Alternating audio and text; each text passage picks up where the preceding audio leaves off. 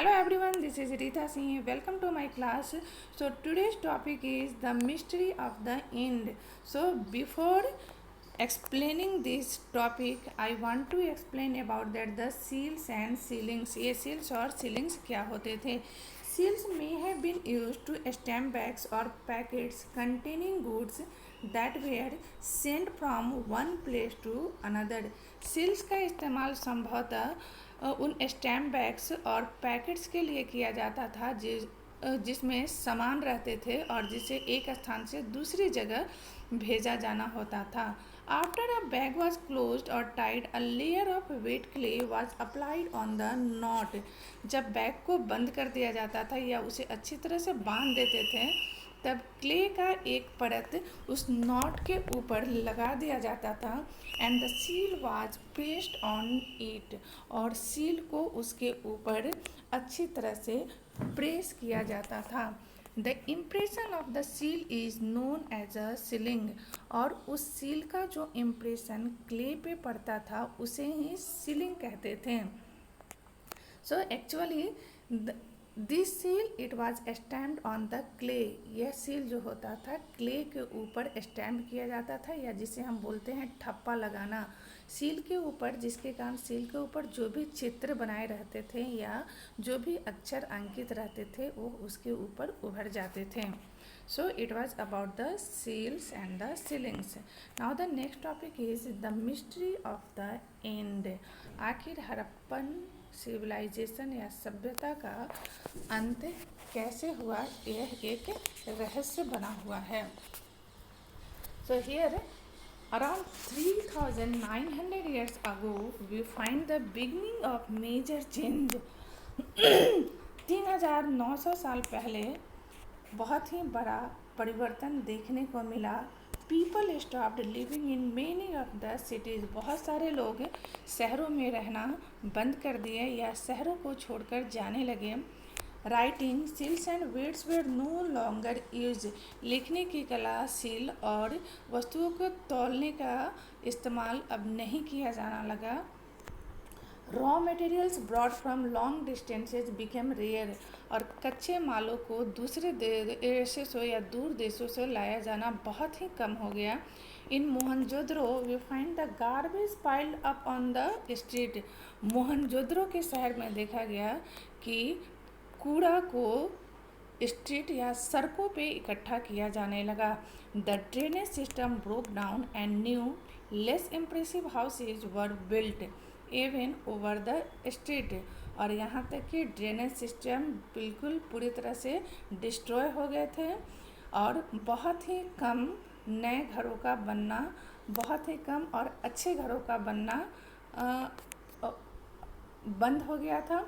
और साथ ही साथ ये घर गलियों में बनने लगे. So why did all this happen. ऐसा होने का क्या कारण था. We are not sure. The scholars are not sure about the end of the Harappa. तो स्कॉलर्स को इसके बारे में कोई निश्चित जानकारी नहीं है कि इसका क्या कारण था. Some scholars suggest that the rivers dried up. कुछ स्कॉलर्स बताते हैं कि नदियों का पानी सूख चुका था. Other suggest that there was deforestation. और कुछ बताते हैं कि जंगलों का ह्रास होना या जंगलों का बहुत मात्रा में काटा जाना, पेड़ पौधों का काटा जाना इसका कारण था. This could have happened because fuel was required for baking bricks and for smelting copper ores. So deforestation या जंगलों का नष्ट होने का एक कारण यह हो सकता है क्योंकि लोगों को ईंधन की ज़रूरत थी ईंटों को पकाने के लिए और कॉपर ओर्स को स्मेल्ट या पिघलाने के लिए. Besides grazing by large herds of cattle, sheep and goat may have destroyed the green cover.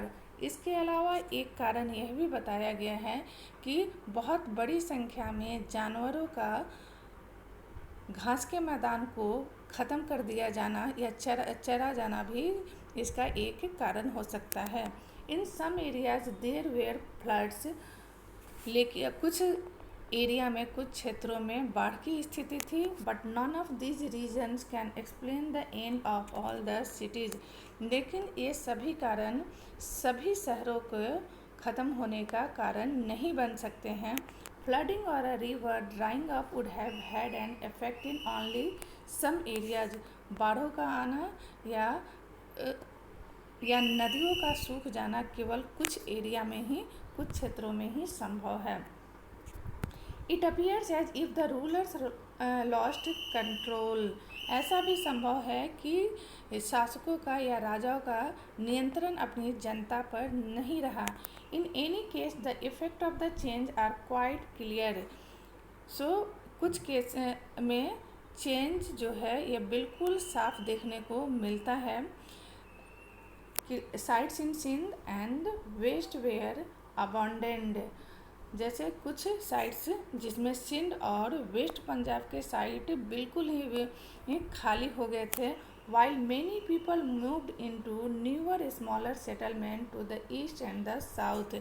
जबकि बहुत सारे लोग इन जगहों को छोड़कर दूसरी तरफ मूव कर गए थे और and into newer smaller settlement to the east and the south. और ये लोग ईस्ट और साउथ की तरफ अपना नया और छोटा सेटलमेंट्स स्थापित किए थे। New cities emerge about 1400 years ago.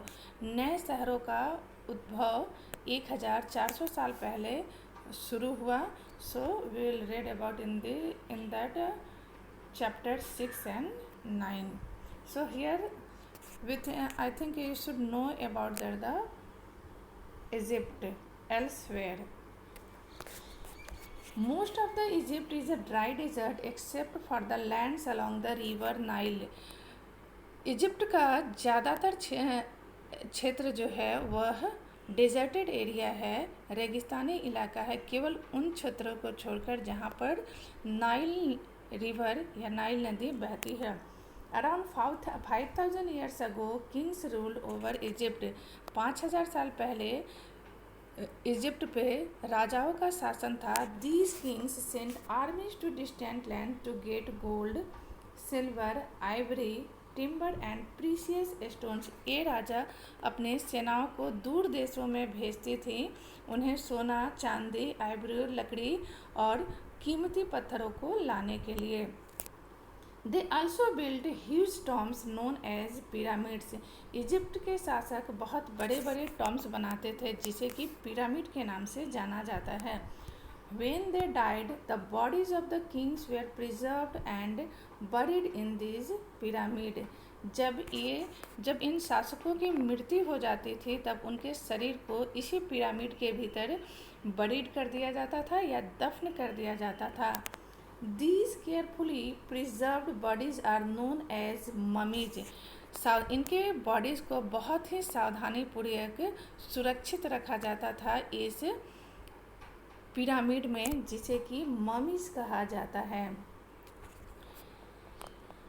A large number of objects were also buried with them. और शासकों के साथ साथ बहुत भारी मात्रा में कुछ वस्तुएं भी दफना दी जाती थी। These included food and drink, clothes, ornaments, utensils, musical instrument. In objects में, इन सामानों में खाने और पीने का सामान, कपड़े, गहने, बर्तन और यहाँ तक कि संगीत का वाद्य यंत्र, वेपन्स एंड एनिमल्स, और साथ ही साथ अस्त्र शस्त्र और जानवरों को भी दफन कर दिया जाता था। Sometimes even serving main and women where buried with the rulers. और कभी कभी इन शासकों को सर्व करने वाले स्त्री और पुरुषों को भी उनके साथ दफन कर दिया जाता था। These are among the most elaborate burials known in world history.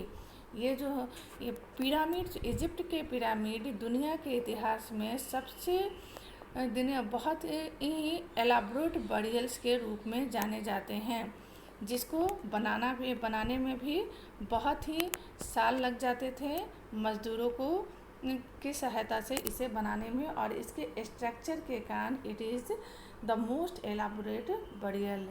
ये जो स्ट्रक्चर है ट्रायंगल शेप का, जिसके कारण इसे दुनिया के इतिहास में मोस्ट एलाबोरेट बरियल के नाम से जाना जाता है.